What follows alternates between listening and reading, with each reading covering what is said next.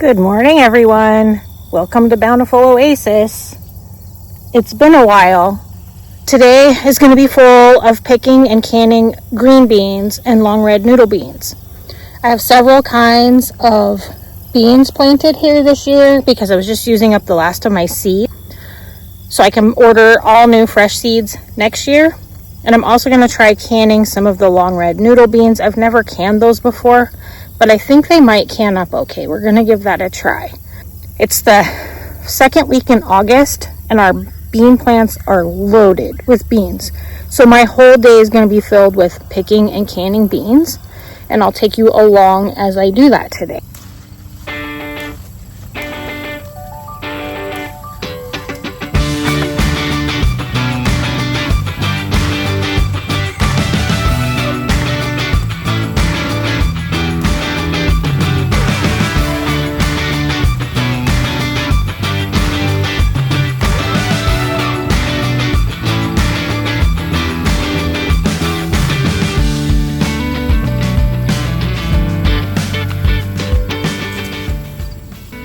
So the first beans I picked, this first little section, they are a jade bean. I've had these seeds for several years. I just wanted to use them up, and we'll just can them in. This next section I'm picking are Kalima beans, which are the ones I personally like. And I look at this, I found a few beans that I missed. Are the ones that I personally like to can the best. I like their flavor. It's a personal preference. I like their flavor. They're firm and they can up really nicely. All of the other beans are just bean seeds I got when I ordered my green stalks. They send a pack of green bean seeds with them. I don't know exactly what kind they are. I have never planted them in my green stalk because I always use my green stalks for something else. I just went ahead and planted all of those this year just to get them out of my seed box. Otherwise, they just weren't ever going to get used up. So whatever they are is what they are. We're just going to can them up. We'll have those all ate by next year when it's time to pick and can beans again. We like canned green beans at our house. I don't freeze any. I try to diversify how I store my food.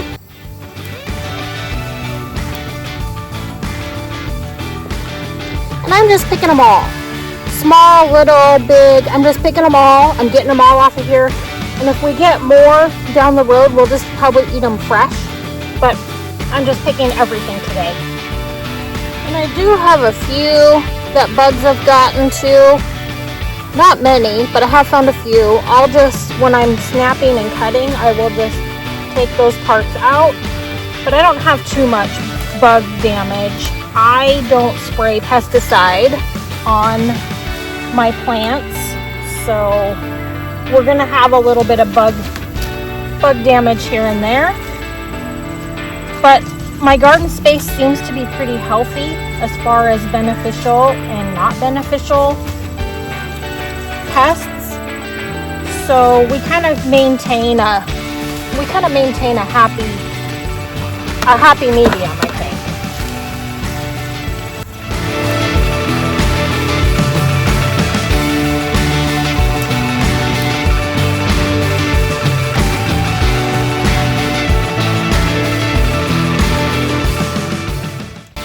So the beans from one of the green stalk packets of seeds are a bit of a wider, flatter bean with the longer ends on them. These aren't typically what I like for canning, but we're going to just mix them in. I don't have a lot of these kind, so we're just going to mix them in with the other ones and they'll be fine. We're not going to let them go to waste by any means, but they're just not my personal favorite. But we'll get them used up.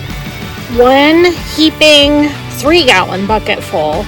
I'm gonna go grab a 5-gallon bucket. I am not halfway done yet.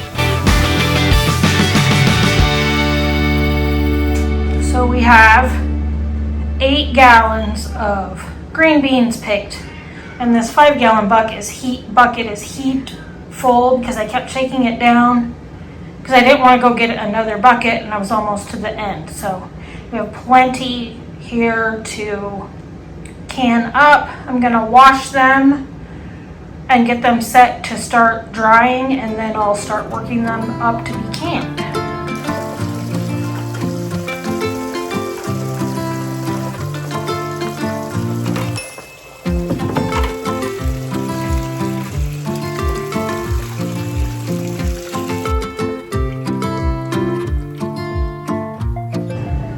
Okay, I'm at my kitchen table now. I've washed the beans and I washed a bunch of pint jars and got those ready to go.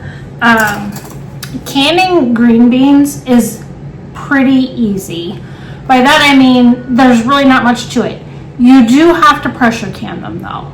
And for some people that can be a little intimidating. I'm going to preface this by saying I am not a canning teacher. Make sure you learn how to do this yourself. Take all your safety precautions you need to. I'm just showing you what I do.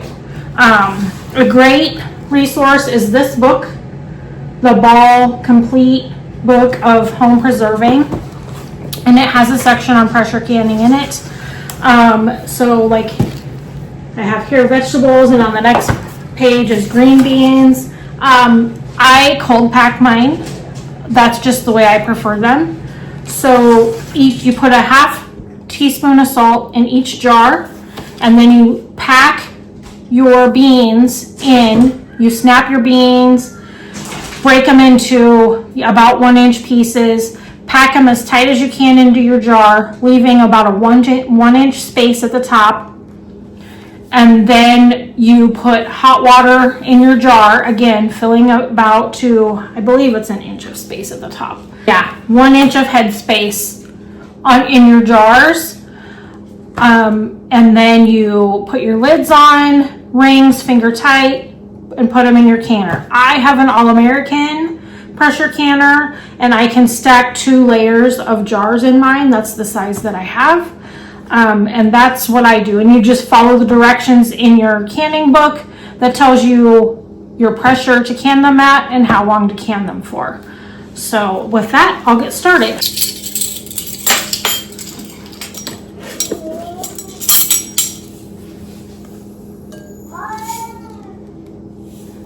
And I just measure out my salt. I will probably end up needing more jars. I'll wash those and get them ready later when I get these filled. Ooh. I just go ahead and put the salt in all my jars before I start. And that way it's easy to see that I've done them. And I like to can in pints. If I need more, I'll just cook more than 1 pint at a time. It's an easier, more controlled amount to be able to use. If you use more than that at a time, you can them in quart jars. That's just fine. All right, got that done. Then I just pack my jars as I'm snapping my beans. I have a bowl here for my trash part. I just snap off each end, break them into the size of pieces that I need, and just put it right in the jar. Like I said earlier, not all of these kinds of beans are my ideal kind for canning, but I really wanted to use up all those seeds this year and start fresh next year with the kind of seeds that I like. And I don't think I showed you, but when I was picking the noodle, I let some of the noodle beans go way too long, but I kind of wanted to let some of them overgrow anyway, because I'm going to try and just save some of those seeds for planting next year. And if those can well, I will probably fill one side of my trellises with those next year, because they produce like crazy. I mean, and like for us to have a meal with them with just the 2 of us,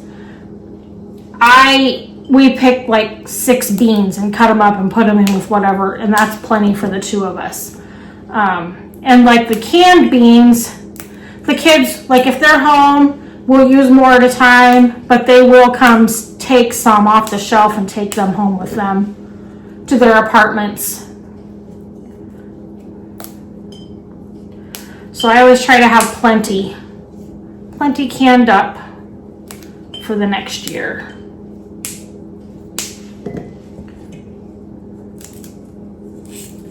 And if you don't like sitting at your kitchen table, sometimes I will like clear off my coffee table, if it's in the evening, and just sit and relax in front of my TV while I'm doing this, just so I have something to watch or listen to while I'm doing this. And that if I do it that way, I don't put them directly in the jars. I just put them in a bucket and then I pack them when I come in the kitchen. But I do like doing it this way because I can just pack the jars as I snap.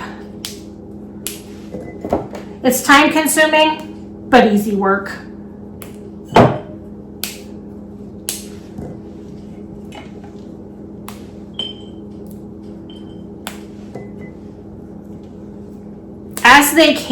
As they process in your canner, they're gonna soften up, your beans are gonna soften up and shrink a little bit. So make sure you pack your jars very tight. And I will show you packing it here in just a second. Set this here so you can kind of see a little bit. And I just watch for any bad spots as I'm snapping them, and cut those out, or just snap them out and throw it in my trash bowl.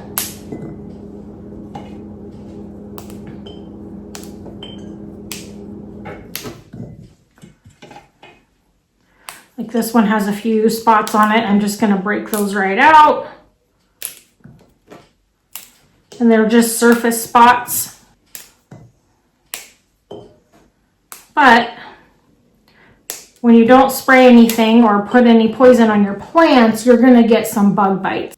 I'd rather have bug bites than poison on my food. So, and I'm just going to push those down in there so they're nice and tight. And when I get them all packed, I'll put a pot of water on the stove and get it. I'm not going to put it all the way to boiling because my jars aren't hot anymore, because by the time I get done with this, my jars aren't hot. Like, I'm going to put hot water, nearly boiling water, ladled into every jar until there's about an inch of headspace, and put the lids on.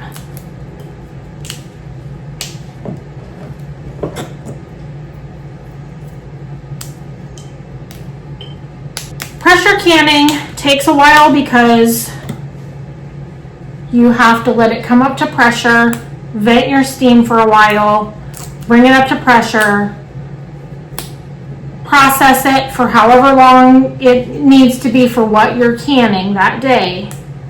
And then you have to turn it off and let the pressure come all the way down before you take the lid off and take your jars out. So if I do 2 batches today, it's going to take me a long time.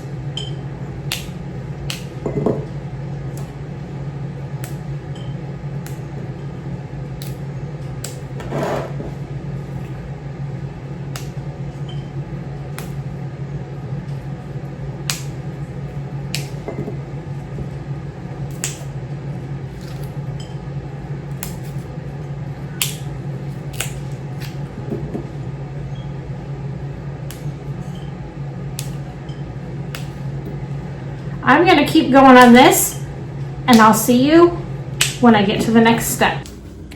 So I so far have filled 18 pint jars with beans. I'm going to have twice this much. I'm only halfway through, but this is how many will fit in my canner. So I'm going to get the canner going, and then I will get the rest of the jars filled with beans for the next go around with the canner.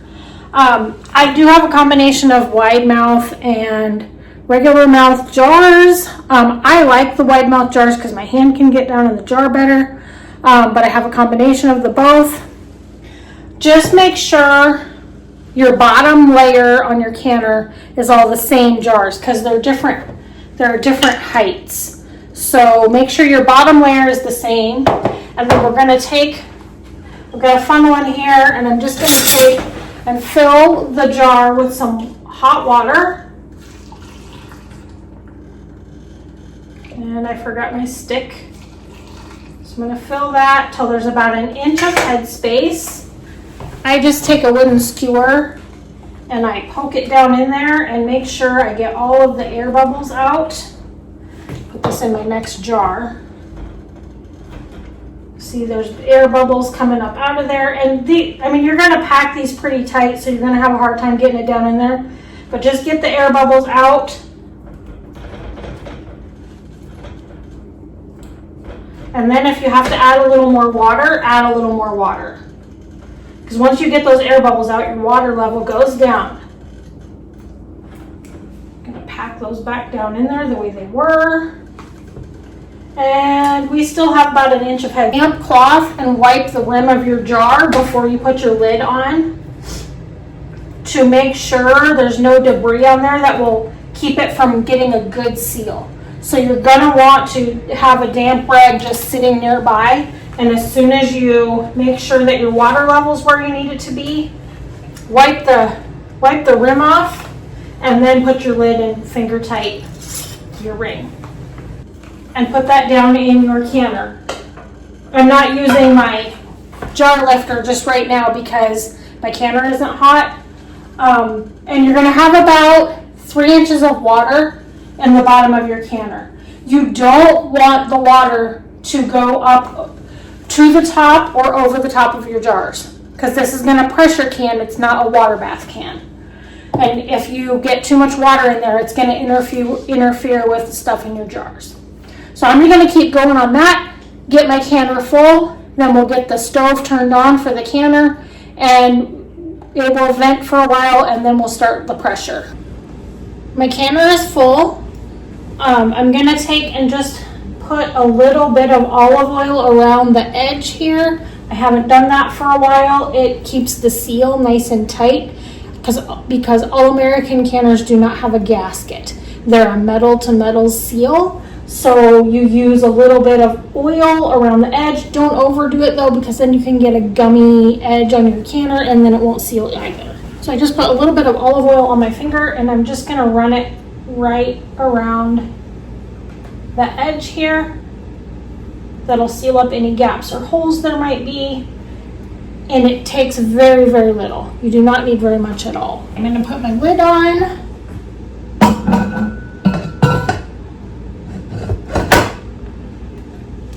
Just like this, and then tighten down all the screws. I do opposite sides first.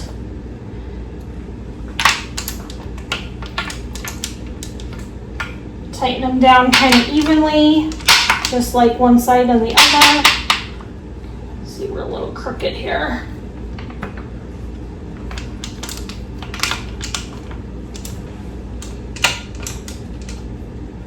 So I have them all somewhat tight. I'm going to tighten them down just a little more.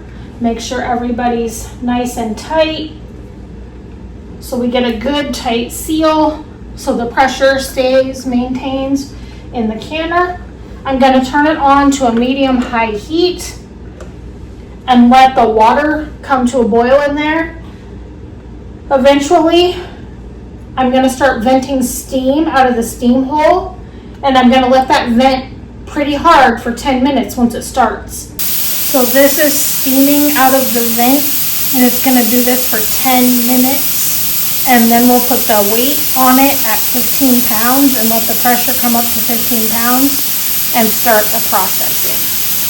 It's been venting for 10 minutes. So I'm going to put my weight on there, and there's the 15. That's the pounds. We're over 1,000 feet here in elevation. So we're going to do 15 pounds. If you're under 1,000 feet, you can do 10 pounds. We need to do 15 pounds. So I just put that on the vent and let it come up to pressure. I also monitor my gauge here, and this weight will lift and start to rock. And you'll get used to the sound of the rocking it makes when it's at pressure. And you can just kind of hear and know if it's getting too much pressure or not enough. Adjust your heat accordingly, higher or lower. If you need more pressure, it needs to go higher. If you need lower pressure, you need to go lower. But really kind of monitor your gauge here as well. It is at 15 pounds of pressure, just under 15 pounds of pressure. And the pressure's still building just a little bit. I turned it down just a tiny bit because I don't want the pressure to go too high. And it will kind of go back and forth just a little bit as it builds and lowers pressure. But it should mostly maintain right about 15 pounds. We're just about there. And that sound it was making is about what it's going to sound like right at 15 pounds. It's been like this now for 20 minutes. We're maintaining real close to 15 pounds of pressure, and the weight has been rocking like this pretty consistently the whole time. So we're going to turn the heat totally off, and we're just going to let it sit now until the pressure goes all the way back down to zero, all on its own. Then we'll remove the weight, let any excess steam vent off. We'll wait 2 minutes, and then we'll take the lid off, let it set for a couple more minutes, and then remove all the jars. I have my table ready. I have a towel spread out here on the table in order to put the jars on. You never want to put your hot jars directly on a table or counter. The hot jars could explode if there's too much of a temperature difference between the table, so always put them on a towel. So when we get those out, then I'll put the next batch of beans in. So here's the finished product, 34 pints of beans canned. This is the red ones I did right there. They look a little rusty. They don't keep their bright red color. I didn't think they would, but they still don't look terrible. We're gonna see how they taste, and then I'll decide if I want to can more of those next year. So that's it for that day of work. Thanks for joining me.